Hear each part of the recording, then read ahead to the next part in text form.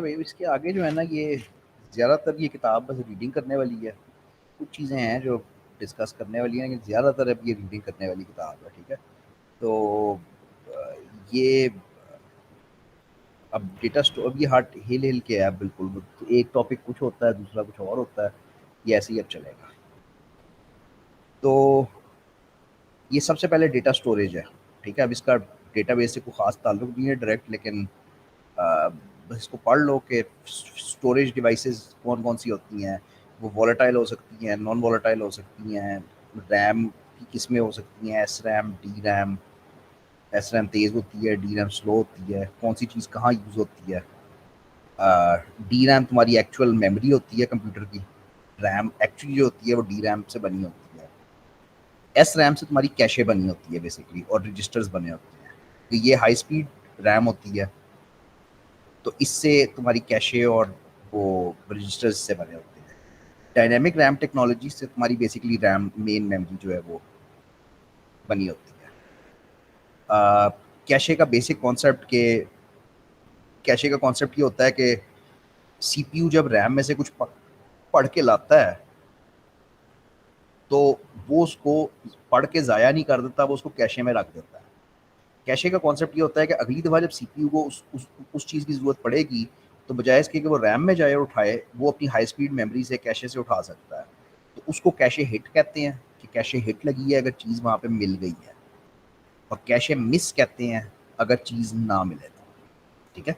तो प्रोग्रामर्स बहुत कोशिश करते हैं कि कैशे की स्ट्रैटेजी ऐसी होनी चाहिए कि उसमें अच्छा डेटा रखा हुआ है, ताकि बार बार हिट मिले और परफॉर्मेंस ज़रा बेहतर हो जाए। अगेन डेटाबेस से फ़िलहाल कोई ताल्लुक नहीं है, ये बस डिस्क की बात है। रैम और डिस्क में ज़मीन आसमान का फ़र्क है। 1 मिलियन टाइम्स का फ़र्क है, ठीक है। 1 मिलियन टाइम्स का फ़र्क है। रैम जो है वो नैनो सेकंड्स में एक्सेस होती है। नैनो सेकंड होता है 10⁻⁹ और डिस्क जो है वो मिली सेकंड्स में होती है, यानी 10⁻⁻3। तो 10⁻6 का डिफरेंस है, मिलियन टाइम्स का डिफरेंस है कि रैम तेज़ होती है। तो डेटाबेसेस का प्रॉब्लम ये है कि अगर तुम बार बार डेटाबेसेस को डिस्क से ही पढ़ते रहोगे, तो तुम्हें परफॉर्मेंस बहुत स्लो मिलेगी। तो इसलिए कोशिश ये करनी होती है कि जितनी डेटाबेस की कॉपी रैम के अंदर ला सको, बल्कि जितनी कैशे के अंदर ले जा सको, उतनी परफॉर्मेंस हिट तुम्हारी बेहतर से बेहतर होती है। तो अब उसके बाद इसकी फ्लैश मेमोरी की किस्में हैं, डबल ईपी रॉम जो तुम उसमें मोबाइल्स में इस्तेमाल कर रहे हो, पढ़ लेना। मतलब स्टोरेज डिवाइसेस की टाइप्स हैं बेसिकली। फ्लॉपी ख़त्म हो गई, हार्ड डिस्क अभी चल रही है, लेकिन हार्ड डिस्क में भी अब दो टेक्नोलॉजीज़ हैं। एक वो प्लेट वाली है जो घूमती थी, और एक अब एसएसडी है जो सॉलिड स्टेट डिवाइस है जिसमें ट्रांजिस्टर्स लगे हुए हैं। सीडी रोम ऑप्टिकल डिवाइस थी, लेज़र से चलती थी, ख़त्म हो गई। वर्म डिस्क सिर्फ एक दफ़ा लिख सकते थे। तो वर्म डिस्क बहुत ही कम इस्तेमाल हुई है, लेकिन ये था कि एक दफ़ा लिख के जितनी मर्जी दफ़ा पढ़ो। तो कॉन्सेप्ट ये था कि सॉफ्टवेयर इस पर बर्न करते थे, और जब ये बर्न हो जाती थी सॉफ्टवेयर, तो फिर वो आप जितनी मर्जी दफ़ा उसको इंस्टॉल कर लो उससे। तो फिर इरेजेबल ऑप्टिकल डिस्क तो बिल्कुल ही नहीं चली, लेकिन ये वो रीराइटेबल सीडीज और इस तरह की चीज़ें थी। जो रिडंडेंसी का कॉन्सेप्ट है वो बहुत सख्त ज़रूरी है इसके अंदर आके, डेटाबेसेस के अंदर, और बेसिकली जनरली सर्वर्स के अंदर। तो रेड का कॉन्सेप्ट है, रेड से बनता है रिडंडेंट अरे ऑफ इनएक्सपेंसिव डिस्क्स। अब कॉन्सेप्ट ये है कि बजाय इसके कि तुम अपना सारा डेटा, अगर डेटाबेस की बात ही करो, तो बजाय इसके कि तुम अपनी सारी डेटाबेस एक डिस्क पे रखो, और अगर वो डिस्क खराब हो जाए तो तुम्हारी सारी डेटाबेस गई। तो हम रेड इम्प्लीमेंट करते हैं। रेड इम्प्लीमेंट करने से ये होता है कि तुम्हारी डेटाबेस एक जगह पे नहीं, कई जगह पे रखी होती है। कई जगह का भाई बड़ा टेक्निकल वो है इसका तरीका, के कैसे करते हैं। तो कॉन्सेप्ट ये है कि अगर 4 डिस्क के ऊपर तुम रिडंडेंसी कर रहे हो, तो 4 डिस्क के ऊपर तुम रख रहे हो ना उसको, डेटाबेस को। अब इनमें से अगर एक डिस्क खराब होती है, तो उस डिस्क को तुम रिप्लेस कर सकते हो खाली डिस्क से, और बाकी 3 के ऊपर डेटा ऐसे होएगा कि वो ऑटोमेटिकली उस चौथी के ऊपर राइट कर देगा।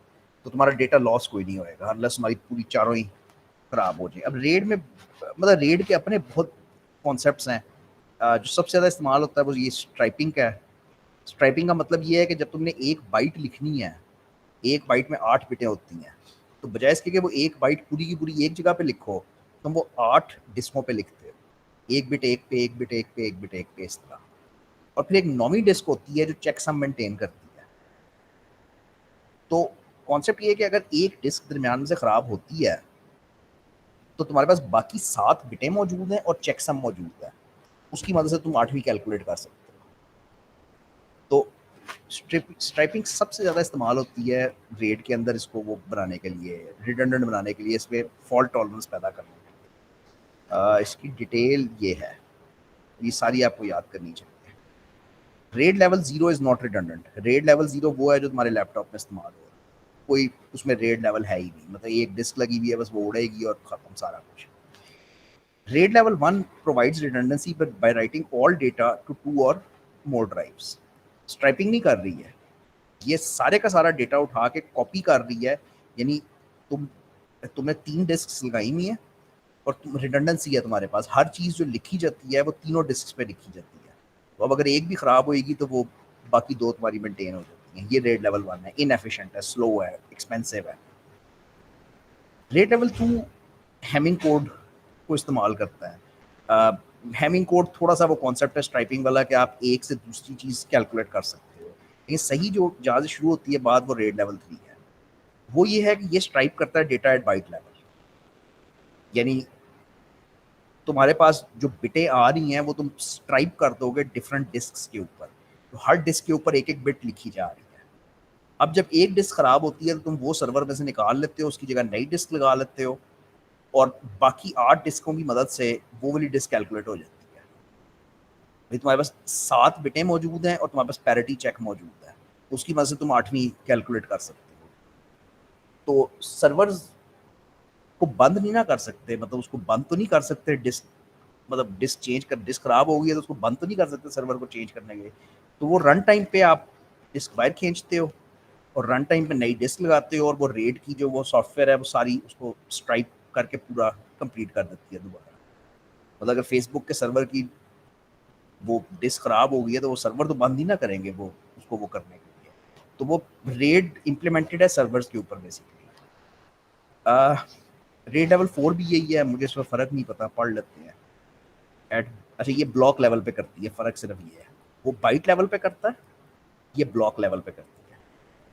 बाइट लेवल का मतलब है कि हर बाइट जो डिस्क पे लिखी जा रही है वो स्ट्राइप की जा रही है, और ब्लॉक लेवल का मतलब है कि डिस्क के ऊपर वो सेक्टर्स, ट्रैक्स, ब्लॉक्स बने होते हैं ना, तो वो हर ब्लॉक को वो डिफरेंट तरीके से लिखती है। रेड लेवल 5 भी यही है, similar to RAID level 4 but distribute parity among the drives. वो कहता है कि जब आपने, मतलब पिछली सारी जितनी रेट्स थी ना वो एक डिस्क के ऊपर पैरिटी मेंटेन करती थी। पैरिटी क्या था, वही ऑड इवन पैरिटी चेक जो तुम डेटा कम्युनिकेशन में पढ़ते थे। वो कहता है वो सारी पैरिटी इंफॉर्मेशन एक डिस्क के ऊपर रखता था, इससे पहले वाले जितने थे। तो रेड लेवल 5 जो है वो एक और, मतलब एक डिस्क ही नई बना के वो करती है।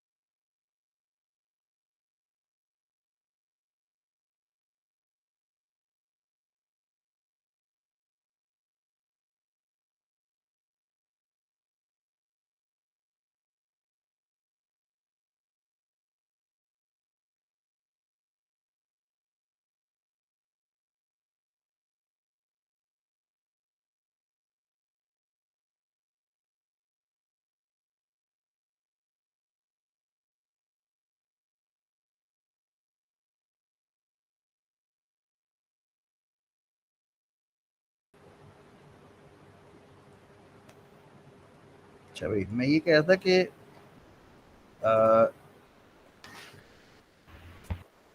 फाइल ऑर्गेनाइजेशन पे हम जा रहे थे, और बेसिकली तो मैं ये कह रहा था कि ये टॉपिक अब सारा डेटा स्ट्रक्चर्स है कि हैशिंग कैसे चलती है, हैश एल्गोरिथम सॉल्यूशंस ये कैसे चलते हैं।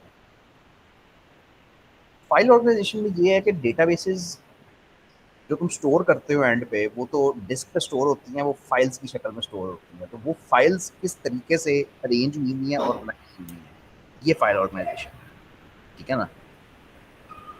तो इसमें दो बेसिक टाइप्स आती हैं, डायरेक्ट मतलब एक सीक्वेंशियल है, वो तो पढ़ने की भी जरूरत नहीं, बताई नहीं उसने। अच्छा ये बताइए, नहीं मतलब एक सीक्वेंशियल फाइल एक्सेस होती है जो बिल्कुल अब तो पढ़ते ही नहीं है ना, मतलब उसमें तो वो करने की तो जरूरत ही नहीं होती कि एक सीक्वेंस में चीज़ें रखो। हम जो यूज़ करते हैं वो डायरेक्ट एक्सेस यूज़ करते हैं, नॉर्मल विंडोज़ में भी हर तरीके से ना। अब इसमें दो किस्म की टाइप्स हैं, इंडेक्स सीक्वेंशियल और direct file organization. Index sequential वो है जो सबसे ज़्यादा डेटाबेसेस में पसंद की जाए। इसका मतलब ये है कि डेटा सारा एक जगह पे पड़ा होता है, एक फाइल में पड़ा होता है, लेकिन उसके साथ एक इंडेक्स मेंटेन किया जाता है। इंडेक्सिंग का कॉन्सेप्ट वैसे तो पूरी कंप्यूटर साइंस में बड़ा ज़रूरी है, डेटाबेसेस में तो इंतहाई सख्त ज़रूरी है। इंडेक्स क्या होता है? इंडेक्स एक स्पेशल फाइल होती है जिसमें की रिकॉर्ड्स पड़े होते हैं। जैसे एलएमएस पे अगर 1 लाख स्टूडेंट्स का डेटा पड़ा है तो वो सारा डिस्क पे कहीं पे पड़ा हुआ है, लेकिन इंडेक्स फाइल में ये लिखा हुआ है कि फलानी स्टूडेंट आईडी फलानी जगह पड़ी है, फलानी स्टूडेंट आईडी फलानी जगह पड़ी है, फलानी स्टूडेंट आईडी फलानी जगह पड़ी है। तो जब आप डेटाबेस पे क्वेरी लिखते हो, आप कहते हो मुझे फलाना स्टूडेंट ला के दो, तो वो जाके पूरी डिस्क सर्च नहीं करता, वो सिर्फ इंडेक्स फाइल को सर्च करता है कि ये फलानी आईडी कहाँ पड़ी हुई है। वहां से उसको पॉइंटर मिलता है डिस्क का, और वो फिर उस एग्जैक्ट जगह पे चला जाता है। ये इंडेक्स सीक्वेंशियल फाइल होती है। इंडेक्स एक अलहदा से सेपरेट फाइल होती है जिसके अंदर बेसिकली दो चीज़ें लिखी होती हैं। एक प्राइमरी की लिखी होती है, यानी स्टूडेंट की आईडी, और एक उसका पॉइंटर पड़ा होगा कि ये डिस्क पे किस जगह पे पड़ा। फ़ायदा ये है कि डीबीएमएस को वो पूरी नहीं सर्च करनी पड़ती, पूरी तुम्हारी डेटाबेस नहीं सर्च करनी पड़ती, बल्कि वो सिर्फ इंडेक्स को सर्च करके काम चलाता है और आगे चलता है। ये भी काफ़ी जान खाएगा आपकी, तो मुझे 1 मिनट ठहर लो, थोड़ा सा मिल जाए ना। ये भी कोई इतना अच्छा वो नहीं है, खैर। ये इंडेक्स का कॉन्सेप्ट तुम्हें दिमाग में ही बनाना पड़ेगा, कोई डायग्राम भी मेरे दिमाग में नहीं ऐसी आ रही कि मैं तुम्हें कौन सी दूँ जिससे क्लियर होए।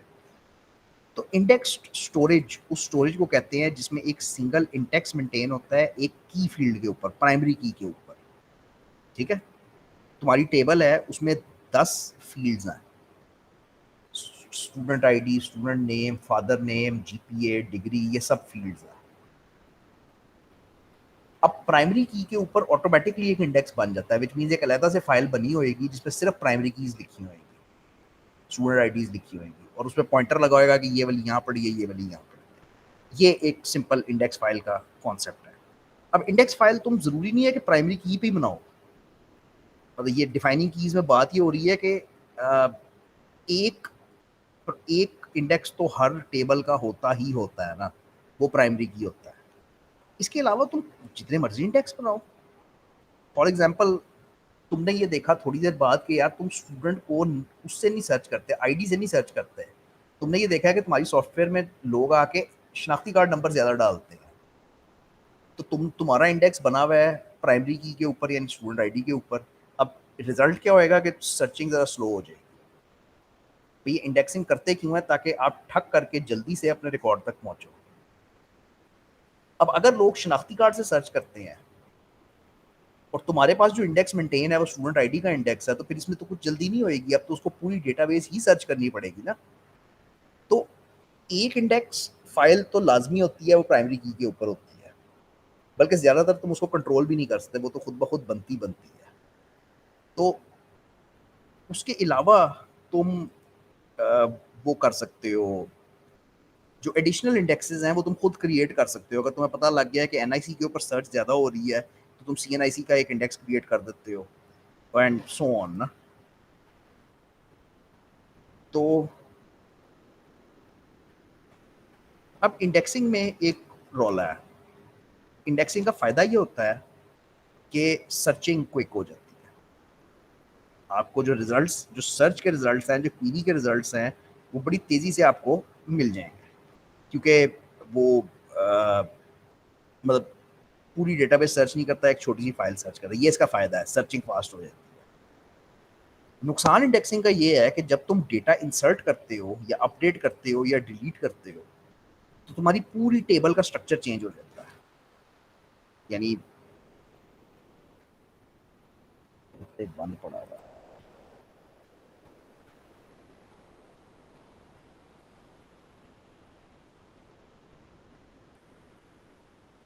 तो अगर तुम टेबल के अंदर रिकॉर्ड्स इंसर्ट करो, डेटा इंसर्ट करो, अपडेट करो, डिलीट करो, तो तुम्हारी टेबल का स्ट्रक्चर चेंज हो जाता है। अब जब टेबल का स्ट्रक्चर चेंज होता है तो इंडेक्स का स्ट्रक्चर भी चेंज हो जाता है। तो ये मतलब बड़ा मसला इसमें आता है कि उसको इंडेक्सेस को मेंटेन करना जो है ना, वो बड़ी प्रॉब्लम बन जाती है, सिरदर्द बन जाती है। जब इंडेक्सेस यहाँ पे तुम देख सकते हो, लाजमी कहाँ देख सकते हो ये मुझे नहीं पता।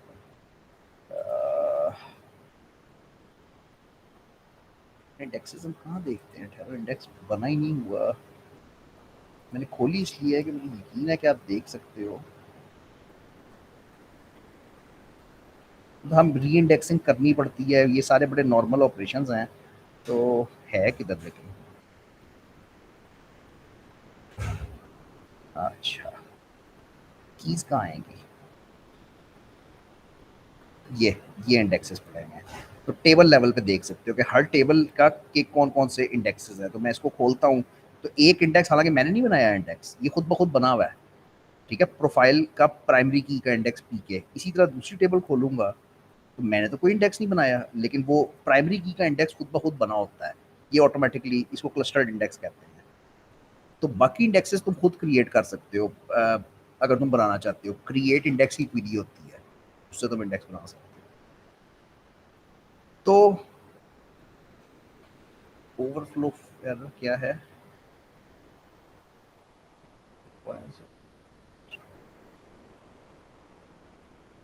अच्छा, ये भी सब आगे आएगा, डेंस नॉन डेंस इंडेक्सेस और ये सारा कुछ आगे आएगा। अच्छा, अब ये अभी इंडेक्सिंग खत्म नहीं हुई है, अभी इसने सिर्फ इंडेक्सिंग का तुम्हें टेस्ट दिया है कि चीज़ें जब तुमने स्टोर करनी है तो तुम इंडेक्सिंग के जरिए से कर सकते हो, एक इंडेक्स फाइल मेंटेन करके। नुकसान मैंने तुम्हें उसका बता दिया कि इंडेक्स को बार बार मेंटेन करना पड़ता है। जब भी डेटाबेस में से कुछ डिलीट करोगे या इंसर्ट करोगे तो इंडेक्स को अपडेट करना पड़ता है। ये एक एक्स्ट्रा सिर दर्द है। हैशिंग क्या चीज़ है? हैशिंग वही है, एग्जैक्टली वही है जो डेटा स्ट्रक्चर ने पढ़ाई थी। ठीक है, हैश फंक्शन एक मैथमेटिकल फंक्शन होता था, और कॉन्सेप्ट ये था कि जब हमने उसने डेटा स्ट्रक्चर ने अरे में पढ़ाई थी, तो अरे के 10 सेल्स होते हैं। तो अब हमने अरे के किस सेल के अंदर रकम रखनी है, हमें ये नहीं पता। तो जो रकम रखनी होती है उसको हम हैश फंक्शन में से गुजारते हैं। हैश फंक्शन हमें बताता है 4 5 कुछ भी एक नंबर दे देता है, फॉर एग्जांपल 4 दे देता है। तो हमने कहा कि फोर्थ सेल पे जाके इसको रख दो। फिर एक नई रकम डालनी है, उसको उसने कहा हैश फंक्शन में से गुजारा, उसने कहा 7, इसका मतलब है 7 सेल जा में जाके रख दो। तो इस तरीके से हम अरे के अंदर चीजें डाल देते हैं। अब हैशिंग का फायदा ये होता है कि जब बंदा सर्च करने आता है, अरे में चीजें चली गई हैं, वो सर्च करने आया है कोई चीज, तो बजाय इसके कि हम पूरी अरे सर्च करें, जो लफ्ज वो सर्च कर रहा है उसको हम गुजारते हैं हैश फंक्शन में से। तो हैश फंक्शन फिर हमें आंसर दे देगा कि 4 है, 5 है, 6 है, क्या है। तो उस सेल पे हम जाके एग्जैक्ट डायरेक्ट निकाल लेंगे कि बेचा ये चीज यहाँ पे पड़ी हुई है। ये हैशिंग थी बेसिकली। ठीक है, अब यहाँ पे हैशिंग क्यों पढ़ा रहा है? यहाँ पे हैशिंग इसलिए पढ़ा रहा है कि तुम्हारी प्राइमरी की जो है वो भी हैश, मतलब वो तुम्हारी एक की चीज है जिसके थ्रू तुमने सारा काम करना है। तो अब तुमने उसको डिस्क के किस सेक्टर पे फेंकना है, ये बात तुम्हें हैश फंक्शन बता देगा। हैश फंक्शन एक मैथमेटिकल फंक्शन होएगा, उसमें से तुम उसको गुजारोगे अपनी प्राइमरी की को, वो तुम्हें बता देगा कि इसको सेक्टर नंबर 10 पे जाकर डाल दो। फायदा ये होता है कि जब बंदा वो सर्च करने आएगा की को, तो तुम दोबारा हैश फंक्शन में से गुजारोगे, तुम्हें फौरन पता चल जाएगा कि अच्छा सेक्टर 10 में ये चीज पड़ी हुई है। इसमें फिर डेटा स्ट्रक्चर ने आपको समझाया था कि एक गुड हैश फंक्शन कौन सा होता है, एक बैड हैश फंक्शन कौन सा होता है। तो गुड वो था जो तेज होए और चीजों को फैला दे। यानी ये ना हो कि वो हर चीज को cell number 7, cell number 7, cell number 7 पे रखता है। तो गुड हैश फंक्शन वो होता है जो डेटा को फैला के रखता है। बैड हैश फंक्शन वो होता है जो सारों को एक ही जगह पे डालता है। अब वो प्रॉब्लम है, फिर फायदा क्या हुआ? अगर सबको एक ही जगह पे डाल दिया तो फिर क्या फायदा हुआ? फिर तो सर्चिंग आपकी अच्छी नहीं ना हुई, ठीक है ना? इसके बहुत ज़्यादा एडवांटेज ये है कि आपको कोई एक्स्ट्रा इंडेक्स फाइल नहीं मेंटेन करनी पड़ती। दूसरी बात ये है कि आपको सर्चिंग करनी नहीं पड़ती। अब इसमें ये है ही नहीं कि तुम्हें इधर इंडेक्स फाइल जाके सर्च करनी है, डीबी सर्च करनी है, कुछ नहीं करना। तुमने सिंपली वो वैल्यू हैश फंक्शन में से गुजारनी है। वो तुम्हें कहेगा डायरेक्टली जाके सेल पे रकम पड़ी हुई और वहां से जाके तुम उठा लो, ठीक है ना?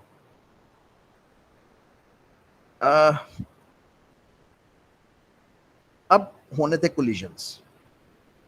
हैशिंग के अंदर होने हैं कोलिजन, जाहिर बात है। कोलिजन्स वही जो डेटा स्ट्रक्चर ने पढ़ाए थे कि अगर मैं 3 डिफरेंट चीज़ें गुजारता हूँ हैश फंक्शन में से, तो उम्मीद है कि 3 डिफरेंट आंसर आएंगे और मैं उनको 3 डिफरेंट सेल्स में रख दूंगा। लेकिन हमेशा ऐसा नहीं होता। हो सकता है तुम तीनों को गुजारो, तीनों का आंसर 7 आ जाए। अब 7 पे तो एक ही रकम रख सकते हो, 7 पे ज़्यादा तो नहीं रख सकते। तो अब क्या करना है? इसको कोलिजन कहते हैं कि जब 2 रकमें एक ही जगह पे वो आ जाएं, एक ही सेल पे आ जाए, तो उसको कोलिजन कहते हैं। कोलिजन को हैंडल करना पड़ता है, उसकी बहुत सारी टेक्निक्स है, चेनिंग, ओवरफ्लो, रीहैशिंग, ये सब उसकी टेक्निक्स हैं, कैसे कोलिजन्स को हैंडल करते हो। चेनिंग में मेरा ख्याल है ये था कि वन सीक्वेंस की use to chain all collisions in list dash two the. हाँ, चेनिंग में ये था कि अगर तुमने 3 वैल्यूज हैश की हैं और तीनों हैश होकर सेल नंबर 7 पे आ रही हैं, तो तुम सेल नंबर 7 पे एक लिंक लिस्ट मेंटेन कर लो, उसमें तीनों वैल्यूज डाल दो। बजाय इसके कि सेल 7 पे तुम एक रकम रखो, तुम वहां पे एक लिंक लिस्ट मेंटेन कर लो जिसमें तुम वो सारी वैल्यूज रख दो, तीनों रख दो। नुकसान ये होता है कि अगर ये एक लिस्ट लंबी होती जाए तो ये सीक्वेंशियल एक्सेस ही बन जाती है। मतलब जब तुम हैश करोगे वो बताएगा सेल 7 है, सेल 7 पे जाओगे तो 100 चीज़ों की लिंक लिस्ट पड़ी हुई है। तो वो सर्चिंग को कोई इतना फायदा नहीं मिलता है इससे, चेनिंग से। वंस अगेन कोलिजन क्या होता है? जब मल्टीपल वैल्यूज एक ही जगह पे हैश करें, इसका हल निकालना पड़ता है। चेनिंग कोई हल नहीं है। चेनिंग ये कहती है कि उसी सेल पे जाके लिंक लिस्ट डाल दो। रीहैशिंग ये कहती है कि अच्छा ठीक है, हमने 2 चीज़ों को गुजारा है हैश फंक्शन में से, आंसर सेम आ गया, एक दोबारा हैश कर लेते हैं, यानी एक सेकंड हैश फंक्शन ट्राई कर लेते हैं। तो अगर कोलिजन हो जाए तो वो कहता है कि सेकंड हैश फंक्शन ट्राई कर लो, फिर कोलिजन हो जाए फिर थर्ड ट्राई कर लो, ठीक है? लेकिन अगेन इसमें भी बहुत प्रॉब्लम्स है। प्रॉब्लम ये है कि जब सर्च करने आओगे तो आपको पता ही नहीं होगा कि किस हैश फंक्शन में से गुजारना है, पहले में से दूसरे में से तीसरे, पता नहीं लगेगा। तो रीहैशिंग भी इतनी कामयाब नहीं। लीनियर प्रोबिंग जो मेरे ख्याल सबसे ज़्यादा इस्तेमाल होती है वो ये है कि अगर 2 वैल्यूज ये कह रही है कि सेल नंबर 7 पे जाना है, तो एक वैल्यू तो सेल नंबर 7 पे चली जाएगी, लेकिन जो अगली आएगी अब वो सेल 7 पे नहीं जा सकती। तो वो कहता है लीनियर प्रोबिंग करो, यानी 7 के अगला सेल देख लो, 8 क्या वो खाली है? नहीं, उसमें कुछ पड़ा हुआ है। फिर 9 देख लो, उसमें कुछ पड़ा हुआ है। फिर 10 देख लो, 10 खाली है, वहां पे डाल दो। तो लीनियर प्रोबिंग ये कहती है कि जहां पे कोलिजन हुआ है जिस सेल पे, उससे नेक्स्ट नेक्स्ट नेक्स्ट नेक्स्ट देते देखते जाओ और जहां पे भी जगह मिलती है वहां पे चीज को डाल दो। लीनियर सर्च ये हैशिंग, ये वो होता है ना कोलिजन। कोलिजन ये होता है कि ये के और जे जो थे, जब हमने इन दोनों को हैश किया तो ये दोनों इस सेल की तरफ आ गए, जो भी इस सेल का नंबर बनता है। तो सारी बात है, इस सेल पे तो एक ही चीज आनी थी, तो इस सेल पे आ गया के फॉर एग्जाम्पल, ठीक है? अब लीनियर प्रोबिंग ये कहती है कि जे को क्या करना है, जे को भी तो रखना है। तो वो कहती है अगला सेल देखो, अगले में आई पड़ा हुआ है पहले से ही। वो कहती है अच्छा ये भी जब बात रही बनी, फिर आगे देखो, अगले में अगला खाली था, उसने वहां पे जे रख दिया। तो ये लीनियर प्रोबिंग का एक एग्जाम्पल बन गया। अब लीनियर प्रोबिंग की वजह से क्लस्टरिंग होती है। ये लिखा हुआ 3 लाइनें हैं, ये डेटा स्ट्रक्चर में 2 लेक्चर थे क्लस्टरिंग के ऊपर। क्लस्टरिंग ये होती है कि एक इमेजिन करो, एक अरे है 100 सेल की, लेकिन सारी वैल्यूज जो हैं वो 50 सेल के आसपास पड़ी हुई हैं, यानी 50 से लेके 60 तक पड़ी हुई है, बाकी सारी अरे खाली पड़ी हुई है। हो ये रहा है कि हैश फंक्शन हर वैल्यू का हैश जो है वो 50 दे रहा है। तो हम लीनियर प्रोबिंग यूज कर रहे हैं तो 50 पे रखते हैं, फिर 51 पे, फिर 52 पे, फिर 53 पे, फिर 54 पे। तो होता ही है कि क्लस्टर क्लस्टर बन जाता है वैल्यूज का। बाकी सारी अरे खाली पड़ी है, लेकिन उस एक जगह पे क्लस्टर बन गया जो इनएफिशिएंट कर देता है। अब क्योंकि सिर्फ 3 लाइन्स हैं, मैं इसको नहीं डिस्कस करूँगा, वो ये एक्चुअली बड़ी लंबी चीज़ है। एक हल ओवरफ्लो है, ये एक अच्छा हल है एक्चुअली। कहता है कि के और जे हमने 2 वैल्यूज़ रखनी थी, दोनों की हैश यहीं पे आ रही थी, इसी सेल पे, तो ज़ाहिर बात है एक वैल्यू तो हमने यहाँ पे रख दी। वो कहता है कि बजाय इसके कि अगले सेल्स को देखो, तुम एक ओवरफ्लो एरिया मेंटेन कर लो। तुम अपनी डिस्क पे एक फाइल मेंटेन कर लो, एक जगह मेंटेन कर लो जहां पे तुमने सारे कोलिजन स्टोर करने हैं।